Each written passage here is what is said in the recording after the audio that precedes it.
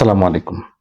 আপনার সন্তান পড়াশোনায় খুব ভালো, কিন্তু ছোটখাটো আঘাতে ভেঙে পড়ে কিংবা রেগে গিয়ে জিনিসপত্র ভাঙচুর করে। আমরা অনেকে ভাবি বড় হলে সব ঠিক হয়ে যাবে, কিন্তু সায়েন্স বলছে জীবনের সাফল্যে বুদ্ধিবৃত্তিক জ্ঞানের চেয়ে আবেগীয় বুদ্ধিমত্তা বা ইমোশনাল ইন্টেলিজেন্স ৮০% বেশি ভূমিকা রাখে। আজ আমরা জানবো কেন ইমোশনাল ইন্টেলিজেন্স আপনার সন্তানের জন্য অপরিহার্য এবং কিভাবে তাকে শেখাবেন। প্রথমে আসি আমরা যে কেন ইমোশনাল ইন্টেলিজেন্সটা আপনি শেখাবেন।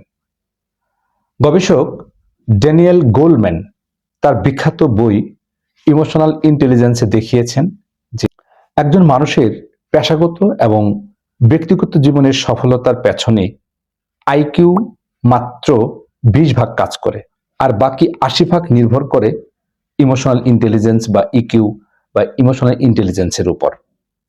কেন এটি জরুরি জানেন? মানসিক সুস্থতার জন্য এটি দুশ্চিন্তা ও বিষণ্ণতা কমায়, আবার সামাজিক দক্ষতা বাড়াবার জন্য অন্যের সাথে ভালো সম্পর্ক তৈরি করতে সাহায্য করে। তারপর সিদ্ধান্ত নেওয়ার যে ক্ষমতা, সেই ক্ষমতা বাড়ায়। চাপের মুখেও শান্ত থেকে সঠিক সিদ্ধান্ত নিতে শেখায়।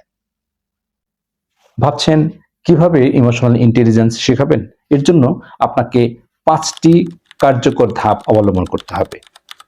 প্রথম ধাপটি হচ্ছে যে নেমিং দ্য ইমোশন, আবেগের একটা নাম দিবেন। অনেক সময় শিশু বুঝতে পারে না তার কেমন লাগছে, ওকে রাগ করেছে নাকি ও আসলে দুঃখ পেয়েছে। ওকে সাহায্য করুন, বলুন আমি দেখছি তুমি রাগ করেছ, অথবা তুমি কি আজ মন খারাপ করে আছো। তাকে প্রশ্ন করুন। ইউনিভার্সিটি অফ ক্যালিফোর্নিয়ার একদল গবেষক তারা তথ্য দিয়েছেন যে আবেগের নাম দিতে পারলে মস্তিষ্কের যে ভয়ের কেন্দ্র বা এমিগডালা সেটা শান্ত হয়ে যায়, সেটা নিশ্চুপ হয়ে যায়। তারপর দ্বিতীয় ধাপটা হচ্ছে অনুভূতিকে স্বীকৃতি দিন। কখনো বলবেন না কাঁদতে নেই বা অকারণে রাগ করো কেন, বরং বলুন আমি বুঝতে পারছি তোমার খুব খারাপ লাগছে। এতে শিশু আপনার আস্থা পায় এবং আবেগ লুকিয়ে রাখা শেখে না, আবেগটাকে সে প্রকাশ করে দেবে। তৃতীয় ধাপ সহমর্মিতা বা এমপ্যাথি। এই সহমর্মিতা বা এমপ্যাথি সন্তানকে এটা শেখাবেন। সন্তানকে অন্যের জায়গায় বসিয়ে চিন্তা করতে শেখান। যেমন তোমার বন্ধু যখন পড়ে গেল তার কেমন লেগেছিল বলে তোমার মনে হয়। এটি তাকে সংবেদনশীল মানুষ হিসেবে গড়ে তুলবে। চতুর্থ যে বিষয়টি শেখাবেন শান্ত হওয়ার কৌশল বা কপিং স্কিল।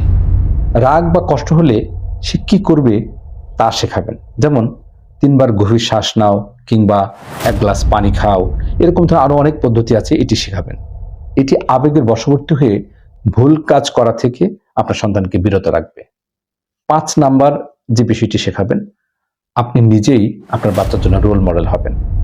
সন্তান আপনার উপদেশ থেকে নয়, আপনার আচরণ দেখে বেশি শেখে। আপনি রেগে গেলে কিভাবে নিজেকে সামলান, কিভাবে নিজেকে কন্ট্রোল করেন, সেটি হবে তার সবচেয়ে বড় শিক্ষা।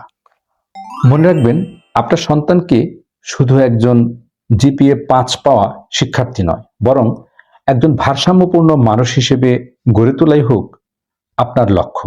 কারণ দিন শেষে আবেগ নিয়ন্ত্রণ করতে জানা মানুষগুলোই পৃথিবীতে বেশি সুখী হয়, বেশি প্রশান্ত হয়। আপনার সন্তান কি খুব বেশি আবেগপ্রবণ? সে রাগ করলে আপনি কি করেন? কমেন্টে আমাদের জানাবেন। ভিডিওটি ভালো লাগলে অন্য বাবা মায়ের সাথে শেয়ার করুন। আমাদের এই প্যারেন্টিং সিরিজের পরবর্তী ভিডিও পাওয়ার জন্য আমাদের প্যারেন্টিং স্কুল ইউটিউব চ্যানেলটি সাবস্ক্রাইব করুন। ফেসবুক আমাদের ফলো করুন, আমার প্রোফাইলে ফলো করুন। আগামী পর্বে আরো প্র্যাগমেটিক টপিকে আপনাদের সাথে কথা হবে। সে পর্যন্ত সকলেই ভালো থাকবেন, সুস্থ থাকবেন। শুভকামনা সকলের জন্য। আল্লাহ হাফেজ।